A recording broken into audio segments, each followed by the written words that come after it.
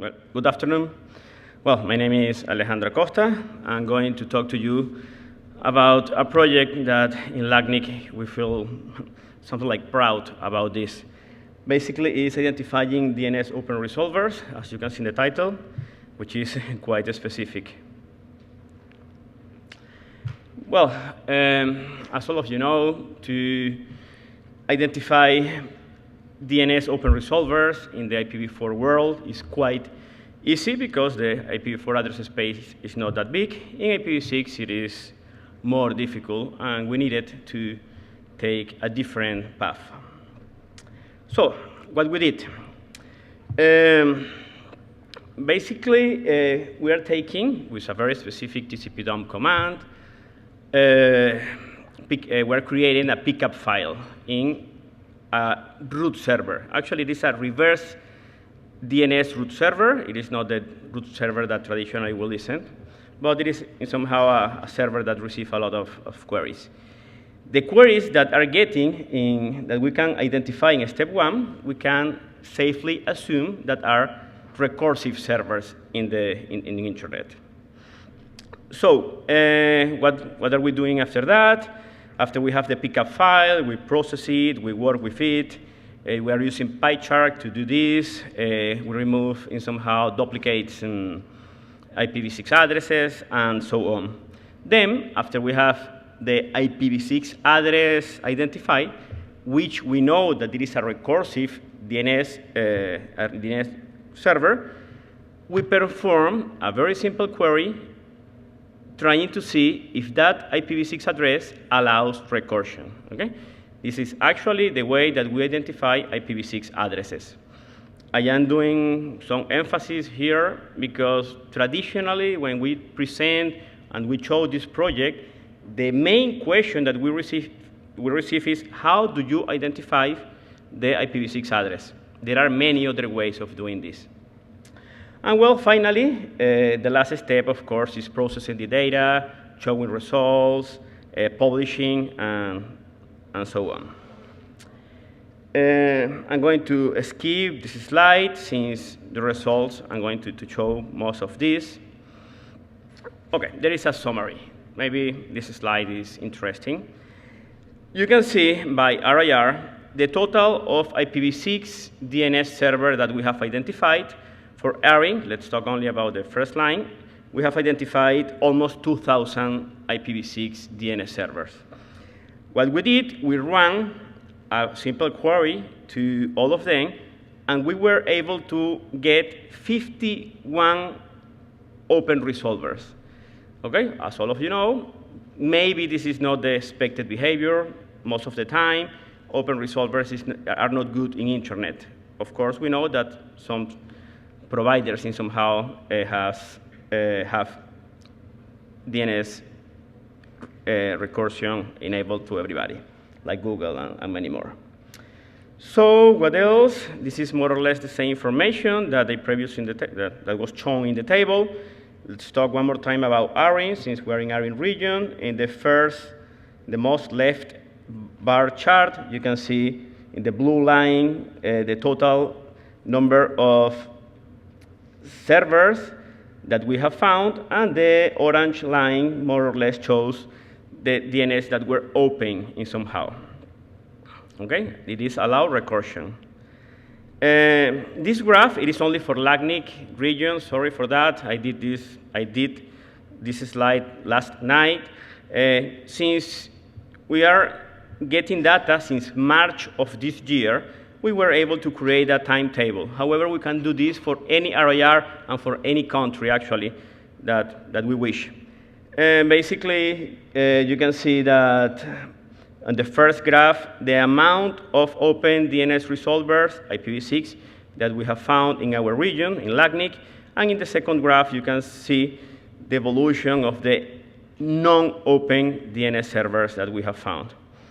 Later, you can see that Brazil, they have the most amount of DNS servers, and the same case for open resolvers in IPv6.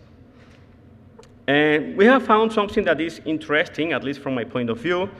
We have identified that certain /64 prefixes there are a lot of resolvers in each. For example, in the first line, we found 62 servers in only one /64 IPv6 prefix. We believe that this is because of the privacy addressing that some operating systems have implemented. But this is, from my point of view, this is quite interesting too. What were we looking for? This is type of results that we have. You can see at least yesterday I did this, a couple of ARIN results from Canada and from the US. I only took servers that we were able to find that were closed. On the very right, just on the left of ARIN, we were able to get the owner ID of that IPv6 address. So after that, we're able to contact the owner of that IPv6 address and tell him or tell them, sir, you have an IPv6 open resolver, please take care of that. And this is an example of what Lacnic members, only Lacnic members, are receiving in this moment. This is an email that we started sending about 6 weeks ago. You can see that every Monday, you can see something like, dear member name, you appear to be running a DNS Open Resolver at IP address, blah, blah, blah, blah. It explains what it is. There are 2 examples in how to fix this for bind and unbound. And I'm happy to tell you that we have already got evidence of people that receive our email and fix their server. Actually, we have a very nice example. Last week, one member of Lacnic received the previous email. He had 2 servers. Of course, we only found one of them, and the member fixed the 2 servers that they have. So it is a very interesting example that now we were able to do this, and we are very happy. We are not sending the email to other regions, for RIPE, Afrinic, or any other one. If you wish to contact us in somehow to go in detail how we are doing this, please feel free to contact me.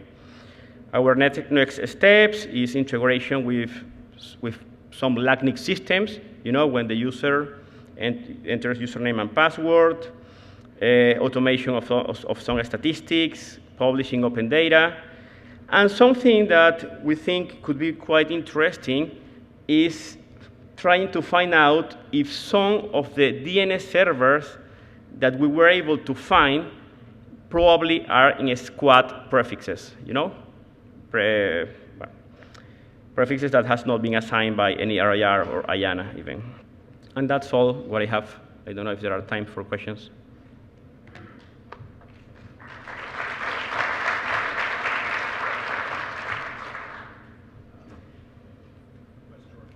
Oh, hello.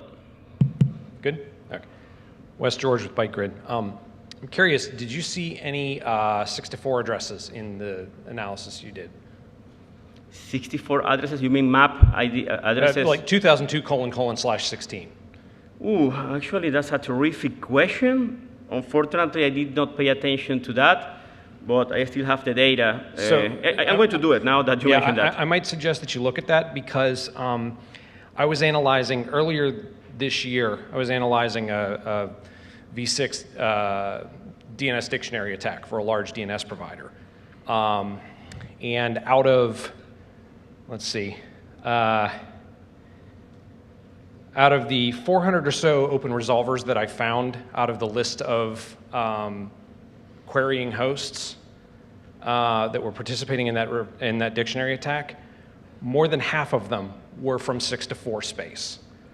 And I couldn't really determine whether that was some sort of weird vagary where, because there was a 6-4 functional address, the DNS server was just doing that because it was configured and it was using whatever available interfaces, or if there was some sort of an explicit effort there, or if this was more, the 2 were unrelated. Like you had a v4 open resolver that also had a 6-4 address and was talking via that interface, but there's probably some analysis to be done there, because one of the questions that might come out of this is it time to just start configuring authoritative and recursive DNS servers to reject queries from 2002::/16 as sort of overtaken by events and no longer useful, and thus just closing down an attack vector? I don't really have a good answer to that, but that's the question raised in my analysis. Well, terrific, interesting. Believe me, I'm going to my computer, and I will try to find the list of IPv6 addresses regarding that 624 transition mechanism. And if you want to see the data on mine, if you go to iepg.org, it's in the March 2018 presentations. Okay, let's talk about that later. Thank you. Bye.